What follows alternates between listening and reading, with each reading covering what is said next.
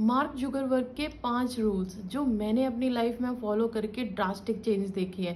मेरी productivity improve हो गई है, मेरा फोकस इंप्रूव हो गया है। वो है, पहला है, बियर सेम क्लोथ्स। क्यों?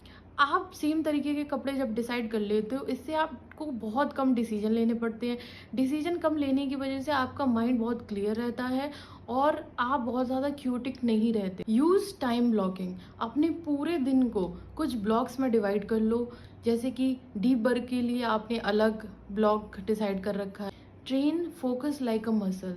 तो आपको जो आपके माइंड को है ना ट्रेन करना है एज अ मसल। जैसे हम जिम में जाते हैं, बॉडी ट्रेन करते हैं, लेकिन जब बात आती है माइंड की तो शायद हम शांत बैठना ही नहीं चाहता, रेगुलरली स्क्रॉल कर रहे होते हैं। तो इससे हमारे माइंड क्योटिक होता है।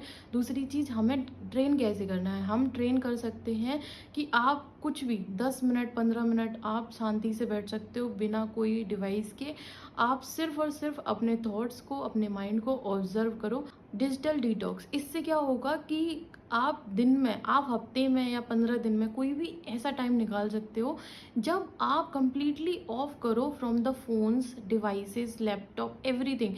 Just stay away from these devices. एक दिन के लिए आपको कंप्लीटली इन डिवाइसेस के बिना रहना है, ताकि आपको समझ सके कि आपको जो चीज़ें हैं, आपका माइंड है वो और ज़्यादा क्लियर होगा और ज़्यादा शार्पन होगा। One task at a time. आप जब भी कोई कोशिश करते हो कि मल्टीटास्किंग आप करो, तो आप दोनों या तीनों कामों को बहुत अच्छी तरीके से नहीं कर पाते हो। तो आप कोशिश करो कि जब आप कोई काम कर रहे हो तो एक टाइम पे एक ही काम करो, जिससे कि आपका फोकस, आपकी क्लियरिटी, आपका जो अटेंशन स्पैन होता है वो भी काफ़ी हद तक बढ़ जाता है। क्योंकि आपको पता होता है कि आपके पास सिर्फ अभी के लिए सिर्फ ये टास्क है, आप बहुत ज़्यादा क्यूटिक नहीं होते हो। तो सिर्फ और सिर्फ आपका माइंड वो मल्टीटास्किंग के लिए नहीं बनाया। तो ये भी आपको याद रखना है। नेक्स्ट आता है लेस पीपल। कोई भी एक ऐसा इंसान जिसने अपनी लाइफ में बहुत कुछ अचीव किया है, मोस्टली उनका जो कनेक्शन होता है वो बहुत कम लोगों के साथ होता है। हाँ, नेटवर्किंग होती है, बट जो रिलेशन होता है वो कम लोगों के साथ ही इस्टेब्लिश करते हैं। वो कोशिश करते हैं कि वो अपने साथ ज़्यादा टाइम निकालें।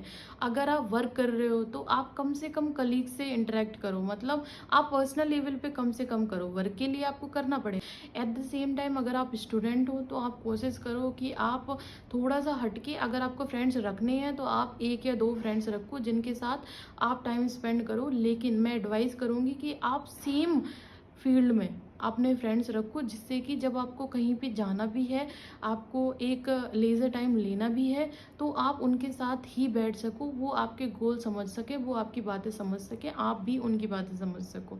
तो आपका जो बाहर डिस्ट्रैक्शन होगा उनकी बातें नहीं होंगी और आप बहुत ज़्यादा फोकस्ड और अपने गोल ओरिएंटेड रहोगे। तो इनमें से कौन सी टिप जो आपको बेस्ट लगी हो और जो आप ऑलरेडी फॉलो कर रहे हो, आप मुझे बता सकते हो कमेंट में, जो आप ऑलरेडी अपनी लाइफ में फॉलो कर रहे हो।